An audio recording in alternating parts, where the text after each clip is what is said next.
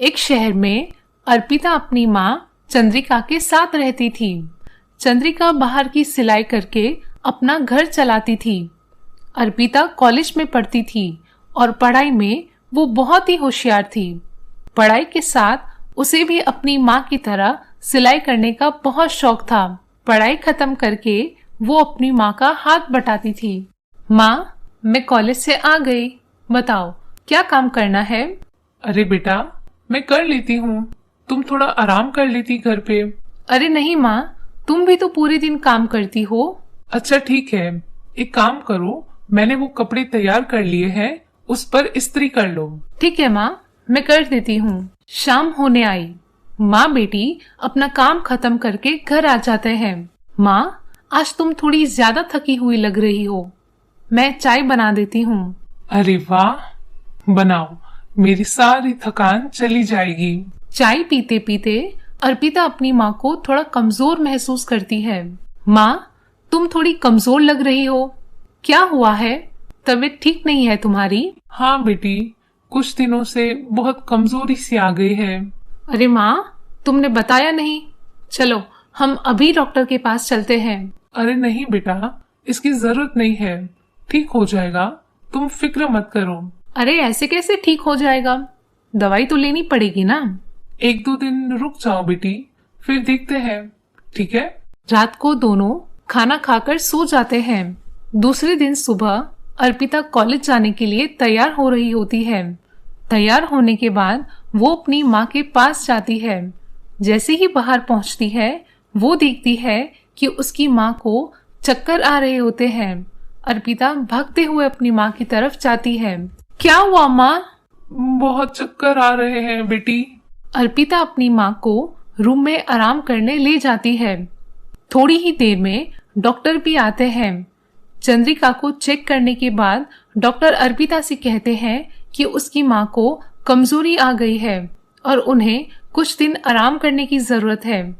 ये सुनकर अर्पिता अपनी माँ से कहने लगती है, माँ, तुम अब कुछ दिन आराम करोगी, मैं सब काम देख लूंगी। अरे नहीं बेटा, मैं तुम्हारी मदद कर दूंगी, तुम कैसे सब संभालोगी, तुम्हारी पढ़ाई भी है। माँ, मैं सब कर लूंगी, तुम बस आराम करो और जल्दी ठीक हो जाओ।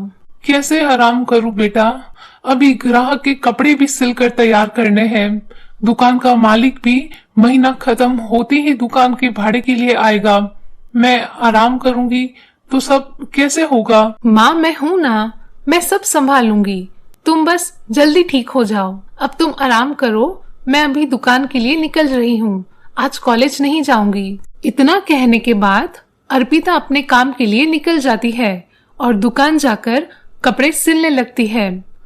शाम होने आई। कुछ ग्राहक अपने कपड़े लेने आते हैं और अपने कपड़े लेकर वहां से चले जाते हैं।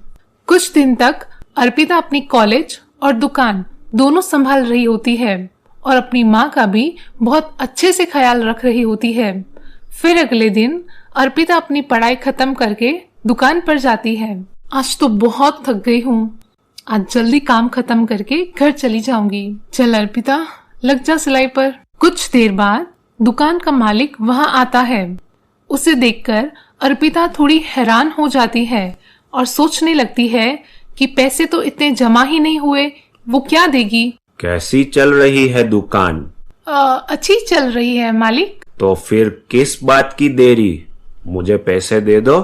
मालिक, इस बार थोड़ा खर्चा ज्यादा हो गया है, तो कुछ वक्त दे दो, मैं थोड़े दिनों में दे दूंगी। क्यों वक्त चाहिए, ऐसे कौन से खर्चे हो गए हैं तुम्हारे?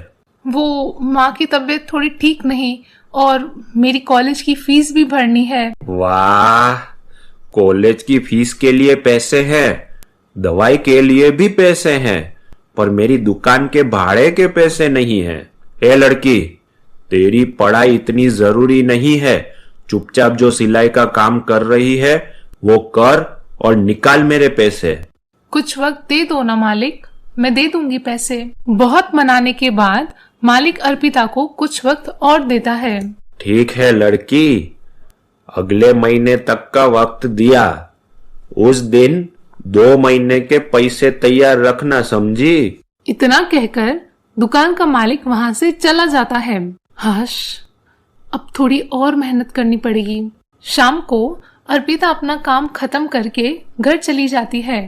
घर जाकर वो अपनी माँ को सारी बातें बता देती है। पैसे तो हम दे ही देते हैं ना हर महीने।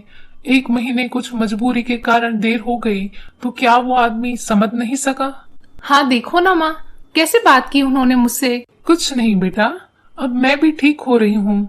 मैं भी अब काम पर आया करूंगी, ठीक है? नहीं माँ, तुम आराम करो कुछ दिन, मैं हूं ना, मैं देख लूंगी। कब तक आराम करती रहूं? काम तो शुरू करना पड़ेगा ना। ठीक है, मैं थोड़ा कम काम करूंगी बस।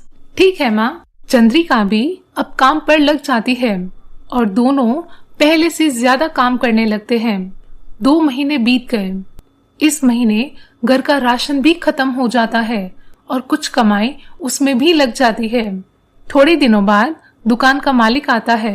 चंद्रिका, तुम्हारी बेटी बता रही थी तुम्हारी तबीयत ठीक नहीं थी। हाँ, थोड़ी कमजोरी आ गई थी।